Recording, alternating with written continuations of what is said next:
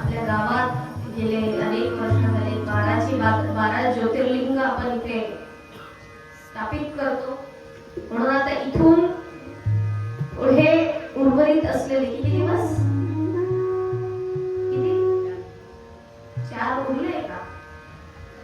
आता 4था आहे ना, 3 दिवस उरलेत आता फक्त. याच्या पुढे 3 दिवस आपण लिंग अष्टकम घेऊया. लिंग म्हणजे काय सांगितलं मी तुम्हाला? लिंग म्हणजे निराकार शिवाचं प्रतीक, ज्याला काही अर्थ नाहीये, ज्याला कुठलाही आकार नाहीये, असा शिव म्हणजे ते लिंग प्रतीक.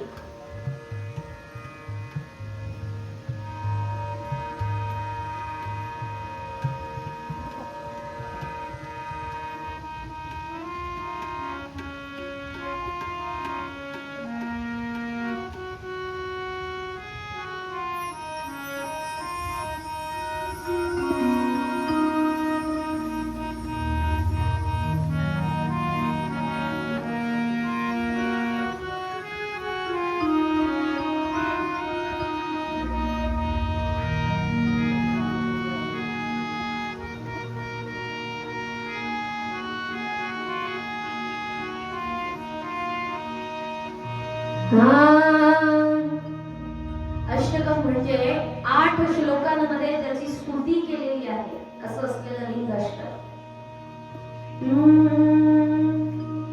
ब्रह्मा मुरारी सुराजित लिंगम निर्मल भासित शोभित लिंगम.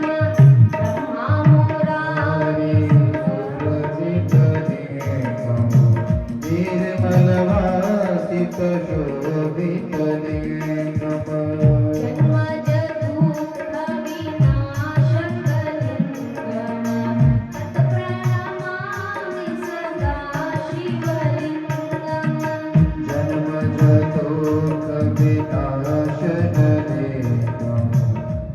प्रणमामि सदा शिवलिंगम.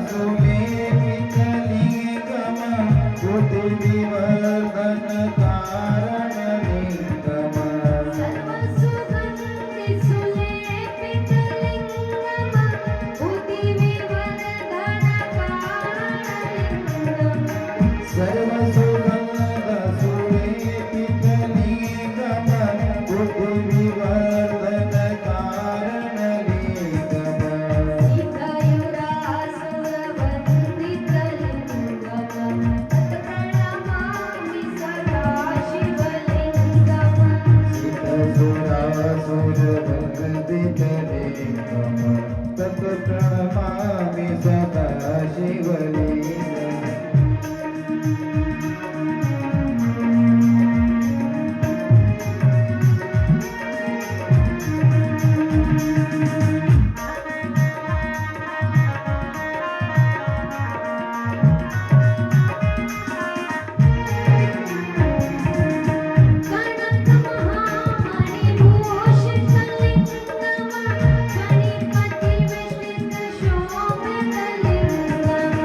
गणक कनकमहामणिभूषितलिङ्गं फणिपतिवेष्टित शोभितलिङ्गम्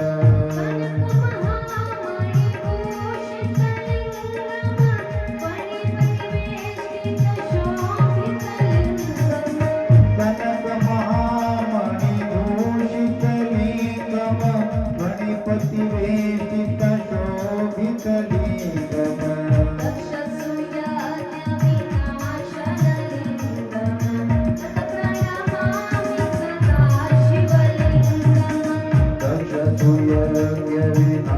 दक्षसुयज्ञविनाशनलिङ्गं तत् प्रणमामि सदा शिवलिङ्गम्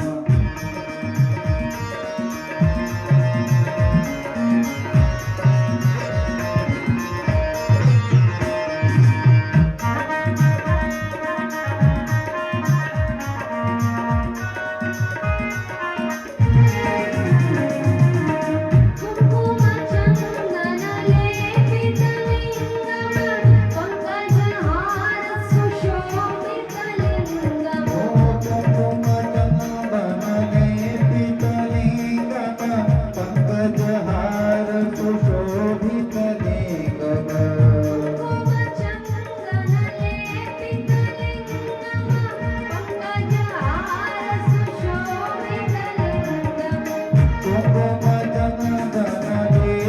कुङ्कुमचन्दनलेपितलिङ्गं पंकजहार सुशोभितलिङ्गम्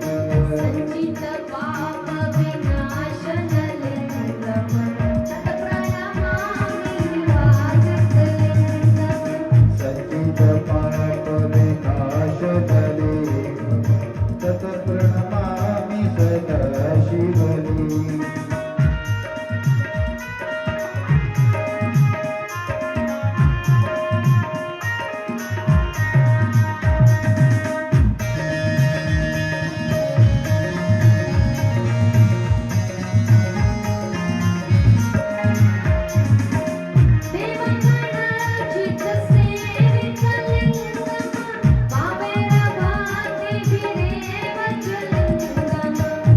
देवगणातीत सेवितलिङ्गं भवभक्तिभिरेव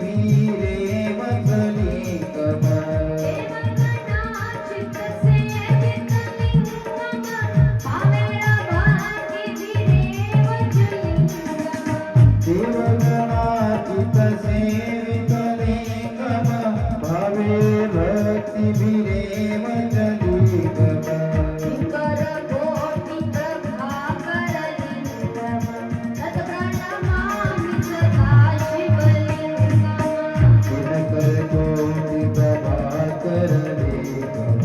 तत् प्रणमामि सदा शिवलिङ्गम्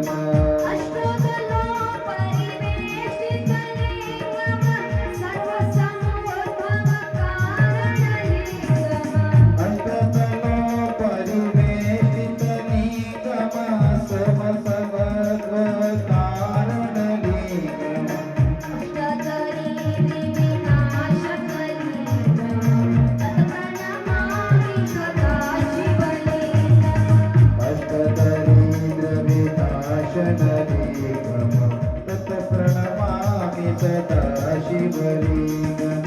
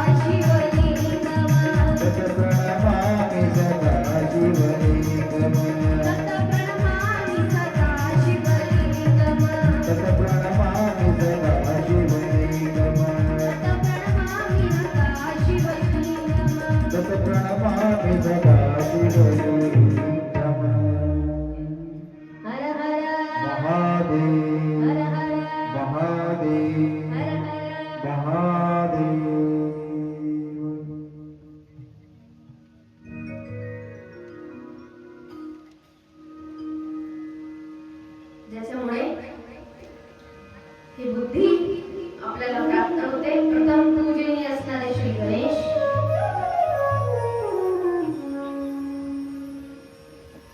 त्याचबरोबर जिच्या कृपा आशीर्वादाने माझ्या मुखारविंदातून आपण श्री महापुराण कथा श्रवण करत आहात अशी असणारी श्री सरस्वती माता,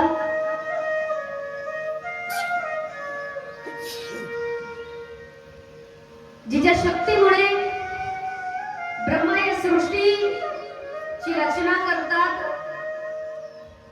जिच्या शक्तीमुळे विष्णू या सृष्टीचं पालन पोषण करतात आणि ज्या शक्तीमुळे महादेव या सृष्टीचा संहार करू शकतात अशी शक्ती, अशी असणारी जगदंबिका, ज्याच्या निमित्ताने आपण सर्वजण इथे उपस्थित आहात, अशा परम पुण्यमयी श्रेष्ठ असणाऱ्या श्री शिव महापुराण, ज्याच्या कृपा आशीर्वादाने ज्याच्या करिता आपण इथे उपस्थित आहात, असा अजन्म असलेला शिव या सर्वांना प्रथमतः मी वंदन करते. त्याच्याच निमित्ताने आज आपण सर्वजण उपस्थित आहात. आजचा आपल्या या कथेचा चतुर्थ दिवस म्हणजे चौथा दिवस. गेले 3 दिवस झाले आपण श्री शिव महापुराणाच्या अनेक कथानकांना श्रवण केलं, अनेक संहिताला श्रवण केलं. त्यात विद्येश्वर संहिता, रुद्र संहिता, रुद्र संहितेचे असलेले अनेक खंड, त्यातून रुद्र संहितेचा माता सतीचा खंड, काल आपण महादेवाचा विवाह पाहिला त्याचा खंड म्हणजेच पार्वती खंड, आणि आता यानंतर येणारा पुढील खंड. याच्या निमित्ताने आपण ही शिव महापुराण कथा श्रवण करतो. कोण कोण घरात पाणी भरून आलं हात वर का? पाणी भरून आपले सगळे सासवा आहे का? पाणी आलं की नाही आलं पहिले हे सांग. आलं नाही आलं? या बाजूला आलं, त्या बाजूच्या लोकांचं नाही आलं. पाणी बाकीच्यांचं नाही आलं. आता मला सूचना दिली जाते की 2लाच कथा सुरू करायची, पण 2ला आपली मंडळी कोणती आहे? नाही. 2चे 2 30 होऊन जातात. 2 30 ला काय म्हणतात? 2.5. अडीच होऊन जातात, अडीचचे 3 होऊन जातात. इथे असं आहे, पहिले तुम्ही या महाराज, तुम्ही येसान तर आम्ही येऊ, नाही तर आम्ही रिकामे नहीं. बहुत बिजी है, बहुत बिजी. सुबह उठने का, भाकरी करने का, कथे को आने का, फिर से शाम को भाकरी थापने का, फिर सो जाने का. और सोने का भी नहीं, सुबह 4 बजे उठने का. हे असं आहे महिलांचं जीवन.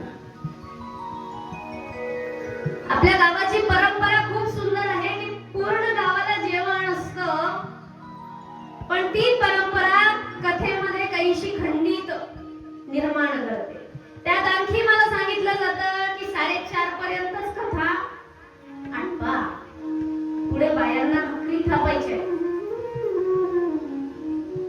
पुढे ज्याने जेवण घेतलंय त्याला तयारी करायचंय आणि पुढच्या कार्यक्रमांची तयारी करायची. काय करू मी, 1 तासाची कथा करू, काय करू हा? मला समजत नाहीये. बाई जन्माला आल्यापासून तरुण अवस्थेमध्ये जाते, तेव्हापासून तिला घरचे टोचायला सुरुवात करतात. माय लग्न कधी समजाशील ना, स्वयंपाक तर आला पाहिजे, सासू काय म्हणेन, मायला काही शिकायला नाही. तेव्हापासून तिच्या भाकरी थापण्या सुरू होतात. लग्न झाल्यापासून भाकरी थापायला सुरुवात करते, आयुष्यभर स्वयंपाक करते, मरेपर्यंत स्वयंपाक करते. कथा ऐकायचा वेळ आला तरी ती भाकरी थापते. कथा संपल्याबरोबर भाकरी थापायला जाते, दुसरं काहीच करत नाही. कथेचा भाग राहून जातो. अर्ध्या महिलांची महादेवाचं लग्नच पाहिजे राहून गेलं. अर्ध्या महिला तर आल्याच नाही. काही महिला अशा घाई गडबडीत, झाली का ताई कथा, पटकन पिवळ्या रंगाची साडी सोडते. आमच्या मावशी मला नातं काय लावून समजत नाही, त्या मावशी म्हणते पटकन पिवळ्या रंगाची साडी सोडली, साडीवाली साडी, चला बाबा लोक जेवायला बसतील, पटकन कोणी भुकेला नको राहायला. म्हणजे हे प्रत्येक स्त्रीच्या मनामध्ये एक आईची मातृत्वाची भावना निर्माण होते की नाही, गावाला जीव घालायचंय. बाबा याने होतंय काय, कथा हा बाजूला राहतोय. दिवसभरही स्वयंपाकच करायचा, आयुष्यभरही स्वयंपाकच करायचा, सप्ताहाची वेळ आली स्वयंपाकच करायचा, कथा ऐकायची वेळ आली तरी स्वयंपाकच करायचा. घाई गडबड होते ना. कथा कुठे ऐकताय तुम्ही? कथा ऐकायला बसले की तुम्ही थकून येता, थकून आले की थोडस मन लागत नाही. असे 2-3 लोकांचं होतं. मी म्हाताऱ्या बायांना सुद्धा पाहते, आज्यांना की ज्या भाकरी तापताय, सगळ्या लोकांना मी बघते त्या भाकरी तापताय. ही गावाची परंपरा आहे, खूप सुंदर परंपरा आहे, पण कथा वार यांना खूप पटापट झालंय. किती दिवस उरले? 3च दिवस उरले. मी काय, मी चालली नाही माझ्या कामाला लागून, माझं काही करते ना. मी पण स्वतःची कामं सोडून आली आहे, अभ्यास सोडून आली आहे. सर्वात पहिली गोष्ट, मी कथा फार कमीत कमी घेते, मी कथा जास्त घेतच नाही. शिवपुराण होता, महाशिवरात्रीचा पर्व होता, म्हणून माझ्या मुखातून नाही हा शब्द निघालाच नाही. मी एका शब्दात हो म्हणून दिलं. राहायला सध्या पुण्याला गेली, तिथून सगळं सोडून मी इथे आली. तसं मी काही उपकार नाही करत आहे, पण विषय असा आहे की मी स्वतःच भाग्यवान आहे की मी शिवपुराणाला सांगते. त्याच्यानंतर वारंवार ताई 500 संपवा, ताई 500 कथा संपवा. पुढचा आमचा पूर्ण नियम चुकतो. लोक जेवायचे अर्धे राहून जातात, लोकांची गडबड होऊन जाते, कीर्तनाचा वेळ चुकतो, पूर्ण शेड्यूल चाललं जातं. प्रश्न असा निर्माण होतो की कथा भाग सांगत आणि लोक रंगत वेळ होणारच है ना. 5:30चे कधी 6 होतीलच. हरिपाठ ही अगोदरपासून आपली परंपरा राहिलीच आहे, वर्षानुवर्ष झाले करताच आहे, पण मी पहिल्या वेळेस आली आहे. थोडा कथा भाग वाढला ना तर हरिपाठ आपण सध्या 2 दिवस झाले, मला शॉर्टकटच घेतोय, तो काही प्रश्न नाही. घाई गडबडीत केलेला परमार्थ आहे ना, हाती लागत नाही. तुमचं मन स्थिर राहतं कुठे, मला ते तरी सांगा.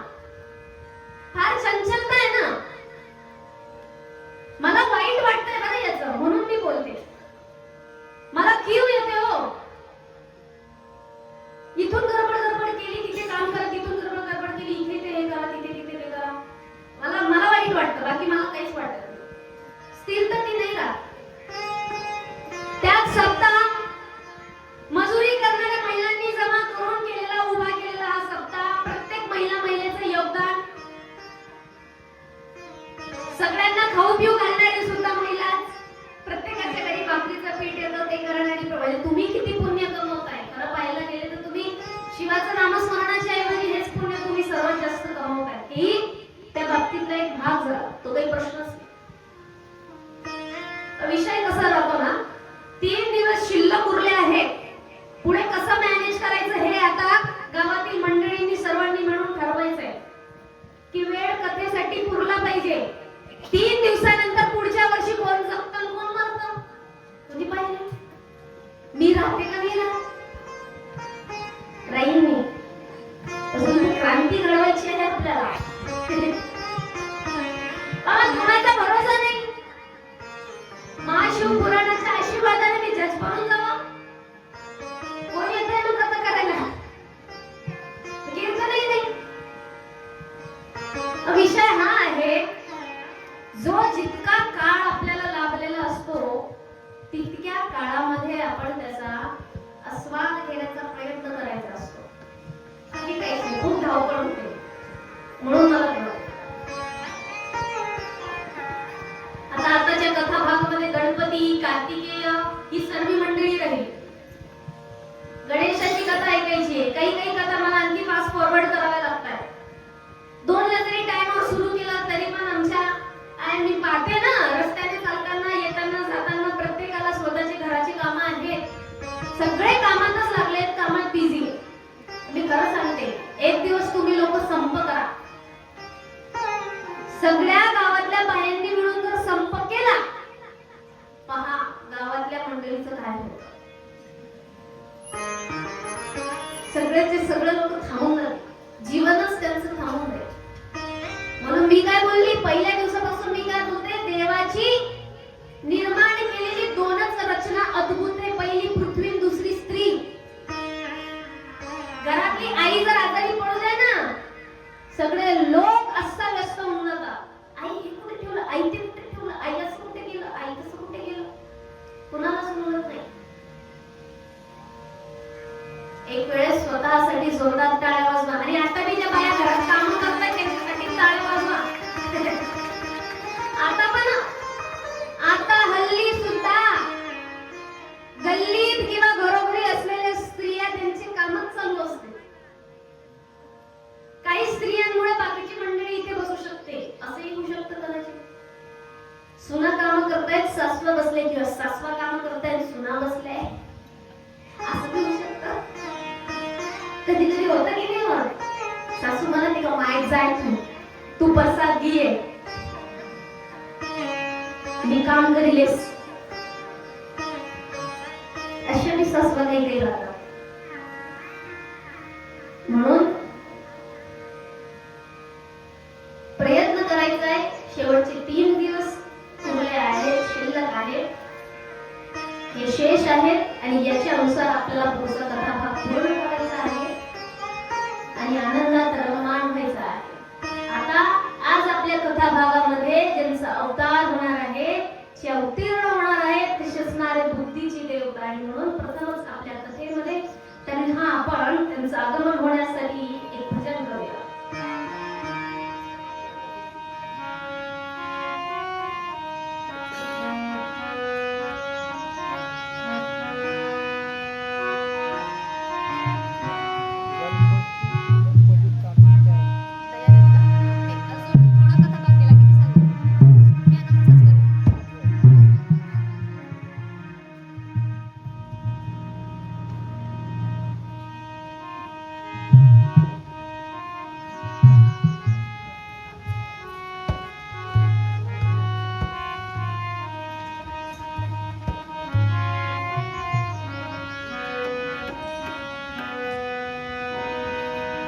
श्री गणेश जी आहेत,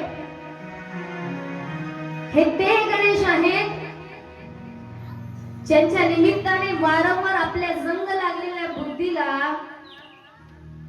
आपण वळणावरती आणण्याचा प्रयत्न करतो, अशी असणारी बुद्धीची देवता.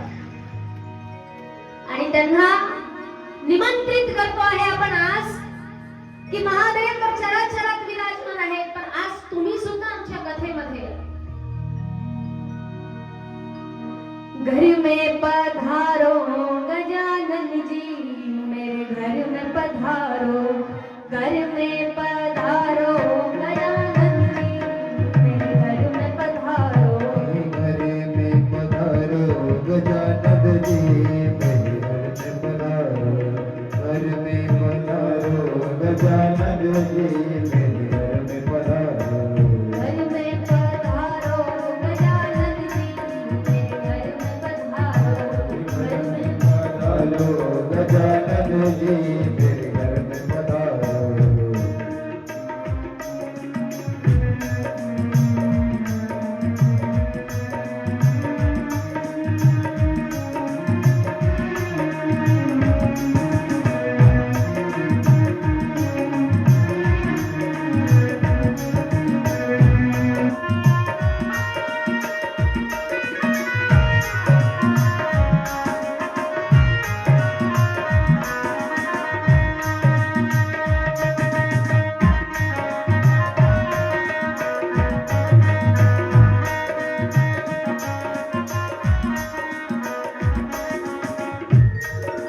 सोबत कोणाकोणाला आणायचं आहे कथेमध्ये म्हणा किंवा आपल्या घरात, घरात आपलं घर आहे, आपला परिवार आहे.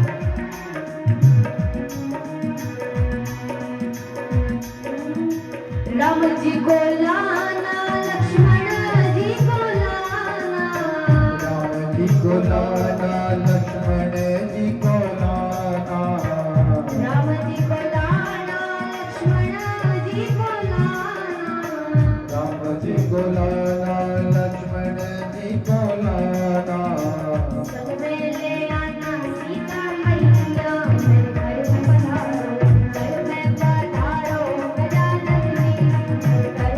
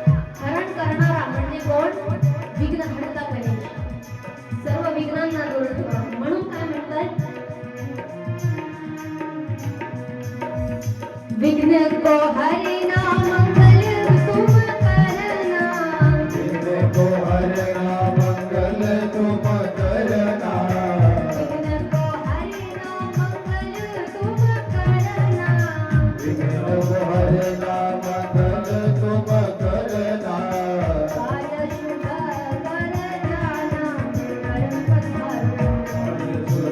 कर जाना घर पधारो, घर में पधारो गजानन जी घर में पधारो, घर में पधारो गजानन जी घर में पधारो।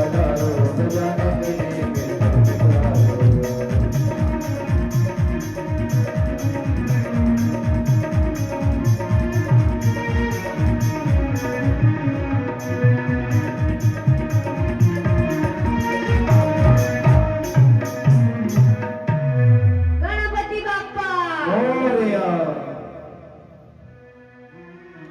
आता कथेकडे वळूया. आपल्या कथेमध्ये सुरुवात झाली रुद्र संहितेची. रुद्र संहितेतला पहिला खंड सती खंड आपण बघितला, जिथे माता सती स्वतःच्याच वडिलांच्या यज्ञामध्ये जाऊन भस्म होतात. जिथे दोन गोष्टी आपल्याला त्या कथेतून समजतात. सर्वात पहिली गोष्ट, एखाद्या ज्ञानीने किंवा तुमच्या पतीने जर कुठल्या गोष्टीसाठी टोकलेलं असेल तर त्याचं उल्लंघन करायचं. तुम्ही अपमानित होऊन याल.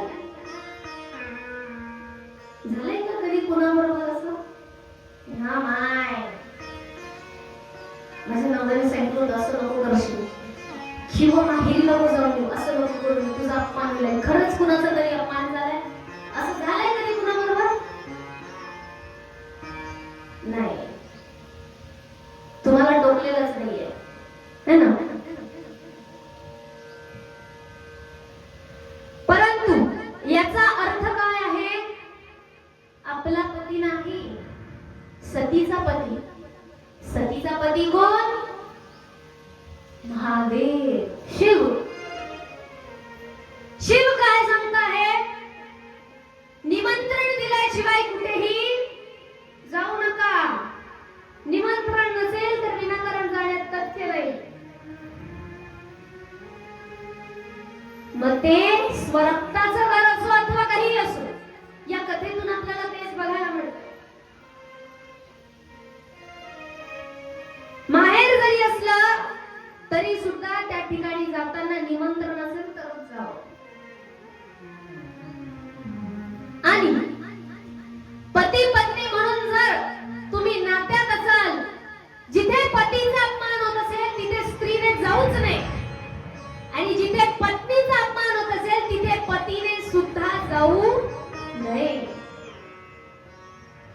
नाही तर असं होत असेल, पतीचा अपमान होतोय आणि ही बोलते त्याच्याशी, किंवा आपल्या पत्नीचा अपमान झाला असेल आणि हा बोलतो आहे समोरच्या नातेवाईकांशी ज्यांनी अपमान केलेला आहे, तसा पती सुद्धा कामाचा नाही आणि तशी पत्नी सुद्धा कामाची नाही. कारण काही काही वेळेला गोष्ट स्वाभिमानाची येते. ज्या व्यक्तीने तुमच्या पत्नीचा अपमान केलेला आहे, तुमच्या स्त्रीचा अपमान केला आहे, मग तो स्वतःचा सख्खा नातेवाईक का नसो, रक्ताचं नातं का नसो, त्या पतीने तिथे जाऊ नये, त्याच्याशी बोलू नये. आणि पती जर तसंच करत असेल, अपमान तिचा केलाय, माझा थोडी केलाय, तर याला सुद्धा शास्त्र संमती देत नाही. जिथे पतीचा अपमान झाला तिथे पत्नीने जाऊ नये, आणि जिथे पत्नीचा अपमान झाला तिथे पतीने जाऊ नये. हे ज्या नात्यात असेल ते पती पत्नीचं नातं शेवटपर्यंत टिकतं, आणि ते नातं प्रेमाचं असतं. आणि ज्या नात्यामध्ये हे पालन केलं जात नाही ते नातं गुलामीचं नातं आहे असं समजा. कशाचं नातं? गुलामीचं नातं. की आपल्या बाईचा अपमान होतोच आहे तरी याला फरक पडत नाही, किंवा आपल्या पतीचा अपमान होतोच आहे तरी सुद्धा स्त्रीला फरक पडत नाही. मग त्या माता सतीच्या कथेतून आपल्याला हेच बघायला मिळतं आपल्या ठिकाणी जाऊ नये आणि शिव परमात्माने जेही आपल्याला संबोधन दिलेलं आहे, आपल्या गुरुने गुरुतुल्य शब्द दिलेले आहेत, त्याचं पालन करावं. त्या शब्दांच्या विरोधात कधी जाऊ नये. अशा पद्धतीने आपल्याला बघायला मिळतं.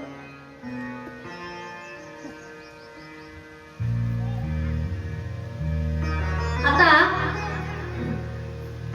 उमा महेश्वर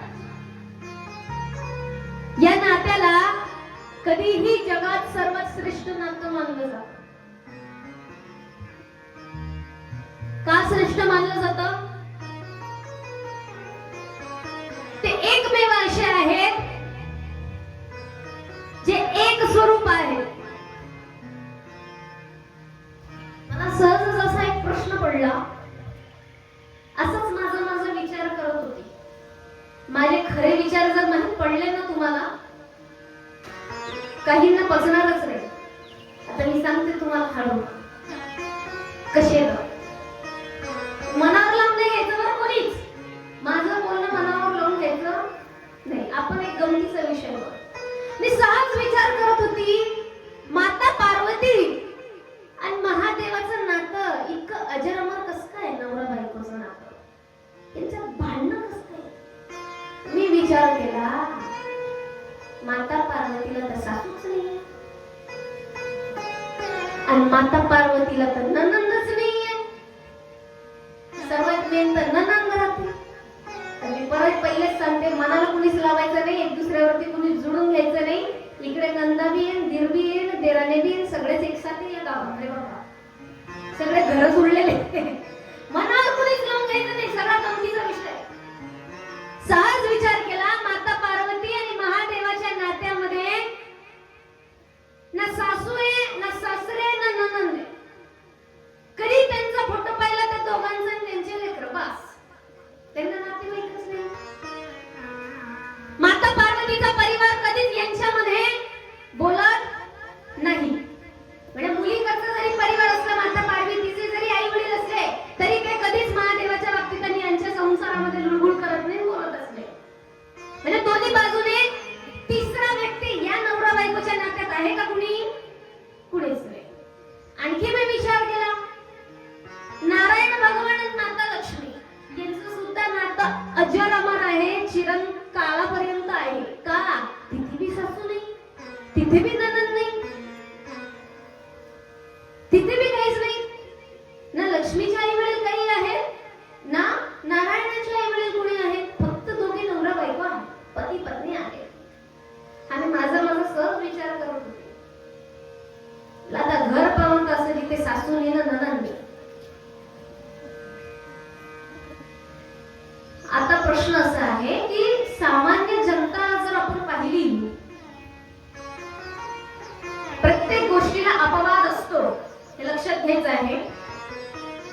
नशिबाने चांगली सासू आणि नशिबाने नंदा बहिणी सारख्या भेटतात, तो भाग वेगळा. पण नंदांचं सर्वात मोठं काम माहितीये, जगाचा सर्वे झाला, सर्वे. अमेरिकामध्ये सर्वात जास्त फारकती कशामुळे होते? की पती पत्नीचे एक दुसऱ्याशी भांडणं होतात आणि एक दुसऱ्याशी प्रामाणिक राहू शकत नाही, म्हणून त्यांचा फारकती म्हणजे डिवोर्स पिटिशन फाईल होतात. भारतात सर्वात जास्त फारकती कुणामुळे होते?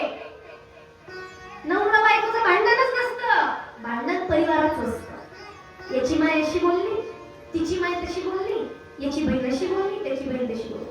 सर्वात जास्त नातं तुटायला कारणीभूत भारतामध्ये मी सांगते 99% फारकती होण्याचं कारण सासर आणि माहेरच आहे. बाकी नवरा बायकोचं जास्त काहीच नसतं भांडण. खरं भांडण कुणाचे असतं आणि कुणामुळे होतं? हे दोन्ही परिवारांमुळे होतं. सर्व सांगतोय हा. तुमचे जर शिकलेले मुलं बाळ असतील तर त्यांना जरा एक वेळेस गुगल वरती सर्च करा, सांगा खरंच माहिती आहे बोललेलं खरं आहे का रे? पाहता जरा इंटरनेटवर, ते तुम्हाला सांगतील लगेच. काय असं नणंद कोणतरी गावला राहू दे, मम्मी काय करते इथे सांगता जरा, कशी वागते ती, काय नाही करते. मग इकडनं बाई म्हणते, नाही रे बेटा तू यासारखं करीन का ती, तू तर माई लेक आहे. तू तर अशी आहे, तू तर तशी आहे. आताचा नवीन ट्रेंड आहे, लग्नाच्या पूर्वी लग्न करून घेण्याच्या अगोदर म्हणतात बेटा तू माझ्या मुलीसारखी राहशील, तूच माझी मुलगी आहे. जसं लग्न झालं माझी काय सरकारी मिळाली है ना. अरे मी दोन्ही बाजूने सांगते. तसंच मुलीचं पण तसंच राहतं. मम्मी सासू तर सासू राहते रे, माय तर माय राहते. हे मी प्रत्येक वेळेला बोलते. आता हा प्रश्न कुठे निर्माण होतो, नणंद कशी असावी. ज्या नणंदने सांगावं आई मी लग्न करून दुसऱ्याच्या घरी गेलीये, दुसऱ्यांनी जर मला त्रास दिला, मला जर ताण झाला तर तुझ्या मुलीला त्रास होईल. त्याच पद्धतीने तुने जर परक्याच्या आलेल्या मुलीला त्रास दिला तर तसंच मला भोगावं लागेल. म्हणून आई जसं तुने मला वागवलेलं आहे तसंच तू या आलेल्या तुझ्या सुनेला मुलगी समान असतो का, अशी नणंद असली पाहिजे. सासू कशी असली पाहिजे, किती कान असो, हे तुम्ही सर्वांनी भोगलेलं आहे, तुम्हाला सर्वांना अनुभव आहे. किती जरी काही जरी झालं 99% मधून फक्त 1% सासवा आईप्रमाणे असू शकतात, पण 99% सासवा तुम्हाला जाणीवच करून देतील की तुमची आई वेगळीच आहे. सत्य परिस्थिती आहे. सासू कशी असावी,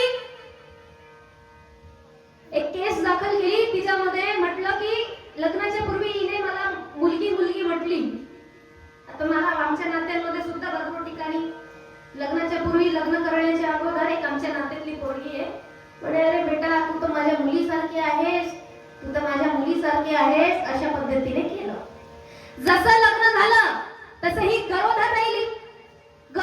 हिची सासू तिला बोलायला लागली आमच्या जमान्यात का आम्ही गर्भवतीने राहिल्या, आम्ही असे कपडे धुत, आम्ही तसे कपडे धुत, आम्ही असं केलंय, आम्ही तसं केलं. हे प्रत्येकाचा डायलॉग आहे, कॉमन आहे, आपल्याला माहिती आहे. आमच्या जमान्यात आम्ही तसं केलं, आमच्या जमान्यात तसं केलं. अरे बाबा ही आताच्या जमान्याची पोर, हिला मोबाईल माहिती आहे, हिचं खाणं पिणं कमी आहे, खाते बिन काय खाते, पिझ्झा खाईन, बर्गर खाईन, ताकद राहीन का अंगात, नाही राहणार. 20व्या वर्षी गरोदर झाली, तिच्यामध्ये काय ताकद राहील. अगोदरच्या काळातल्या महिलांसारखी, अगोदरच्या काळातल्या महिला काय खायच्या, बाजरी, दादर, इथे तर भाकरच भेटते, माझं नशीब नाही, माझ्या घरी भी भेटते असं नाही. अरे लाईटच गेली. लाईट येऊ द्या. जनरेटर आहे का आपल्याकडे.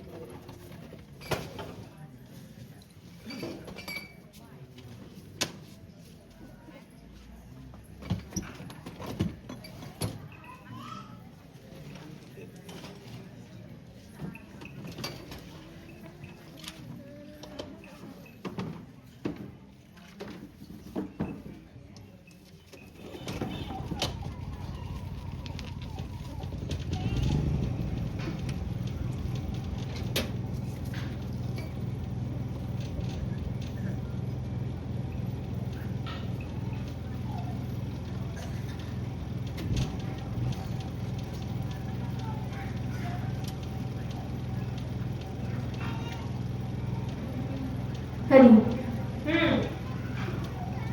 चल कुठे होती मी. ही गर्भवती राहिली. आमच्या जमान्यात आम्ही ना असं काम केलं तसं काम केलं, मग हिला चिडचिड व्हायला लागली. आता महिलांचं मी तुम्हाला सांगते, कमी वयातली मुलगी आताच्या जमान्यातली मॉडर्न, जिला काही घेणं देणं नाही वगैरे वगैरे, किंवा असं नाही की ती मॉडर्न जरी नसली तरी अनेक महिला अशा असतात त्या गरोदर झाल्या तर चिडचिड त्यांना व्हायला लागते. त्यांना जास्त काम समजत नाही, उमजत नाही, मळमळ होणं, उलट्या होणं हे तर कॉमन आहे.